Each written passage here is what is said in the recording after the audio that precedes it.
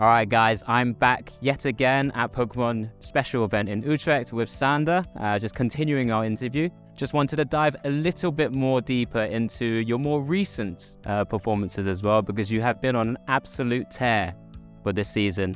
Let's talk about LAIC, which was the first international of this season, and how you kind of approached that tournament, because you had a fantastic finish there. Yeah, LAIC definitely went quite well.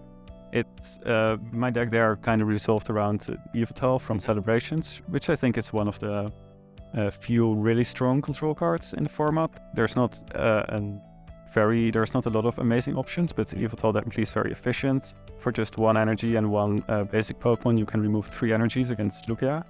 And if you can do this multiple times, you can definitely win. Of course, Lugia has some counterplay because they can use Luminion and they can use Archeops, but you can prepare for that as well. Mm-hmm. So going into that tournament, I felt like it wasn't really on the radar back then. Of course, now it is a bit different. And Yveltal definitely really pulled through there. Yeah, man, it was, like I said, a fantastic finish where you finished top 8 of LAIC. Straight after that, you went into another regionals back in Europe, Stuttgart, which, of course, we had the pleasure of casting over one of your games as well before. Again, how did you adapt into a tournament straight after LAIC? Yeah, it was, of course, 1 week after. Since I did so well at LAIC, it would have maybe been easy to just play something similar. But one card that I definitely really like, or I guess it's more like 4 cards, is Mewtwo v Union. Mm-hmm. Very fun card to play, very strong in both control and offensive ways. And I felt like since I had played the Yveltal deck, it might be a better opportunity to play something with Mewtwo, and a card that I hadn't really played with it before was Gengar, which can basically full heal your Mewtwo. And that kind of gives you the window you need to just actually sweep with Mewtwo itself. And it uses the Kirlia Gardevoir engine quite well, since they're all psychic, and it works really well with Mewtwo. And just build your whole deck around it. And in post-rotation, we'll probably also see the Kirlia Gardevoir engine a bit more. It's actually quite strong, very... It's got an incredible ability in being able to help you kind of be as consistent as possible, allowing you to draw more cards. But of course, then we go into Liverpool, which was, of course, the first tournament of 2023. You kind of started to swing back round in terms of the deck choice there, but it resulted in another top 8. So 3 back-to-back top 8s. Must have been an incredible feeling for yourself. Yeah. Going into Liverpool, I wasn't really too sure what to play, since the meta had been developing. There were some new adaptations, mainly the Dragonite in Lawson lists. It was a new way to have an answer to Ice Q. Yeah. So I felt like the Yveltal deck really leaned into this Ice Q win condition against the Lawson decks. So I felt like something new was needed. And in the Lugia decks also really had the Yveltal deck on the radar. Not a lot of Lugia decks either played like some switching cards, or maybe Snorlax that is invulnerable to the effects of attack, so you can't get rid of energies with Yveltal. Mm-hmm.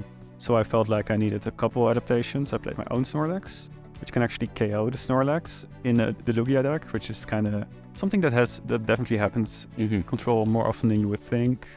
When in Regigigas Hoopa, you would usually play something like a Buzzwole or some other attacker to actually take KOs to take out certain key cards, like Coco Prism was maybe the only answer to Hoopa, and he would KO it and win that way. And in a similar vein, in the Yveltal deck, I now had my attacking Snorlax to KO certain threats, can KO Archeops. And I played Pikachu VMAX instead of Ice Cube, since it actually beats the Dragon. Yeah, I mean, it's, again, that whole level of innovation, how you do swings and roundabouts is incredible to see. And of course, I have to kind of touch on it a little bit. You know, 3 back-to-back top 8s. We haven't yet quite just jumped over that hurdle for a championship win. Just very quickly, what do you think in your mind is potentially just stopping or inhibiting a controlled disruption deck from maybe always making that last jump? I mean, I think in general, it's difficult to actually win a tournament. Even if you make top 8, you're kind of, 1 in 8 to win from that point. So I guess expecting to always win when you do make top cut is also not quite realistic. It's also kind of matchup dependent. Of course. For example, again, in Liverpool, I played against Stefan. I did win game 1, but it also was due to him not knowing I had this specific double Eldegoss loop. Sure. Which wasn't really something that was seen quite often. and he actually had the answer to it with Galarian Zigzagoon with multiple Scoopopats. So that matchup was kind of tough to begin with. And in general, you always need things to go well, multiple rounds in top cuts, because if you lose a game, it becomes really difficult. Okay. Well, yeah, it's one of those things that, it's you do have to play into variance, as you always have to. But just one final question for you that I'd love to pose, and I think everyone would like to to know as well. If you could swap your top 8 finishes, maybe your last 4 top 8 finishes, for that one win with maybe not a disruptive deck, would you do so?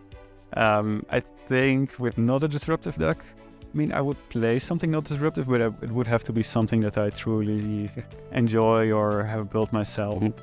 I think if I had to swap 4 top 8s with one win with a stock Lugia list, I wouldn't take.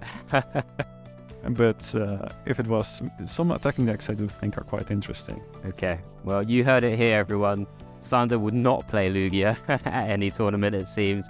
That's all we have time for. Thank you very much, Sander, for joining me for this interview. We'll throw it straight back to the casters as we go back into the action for Pokemon Utrecht.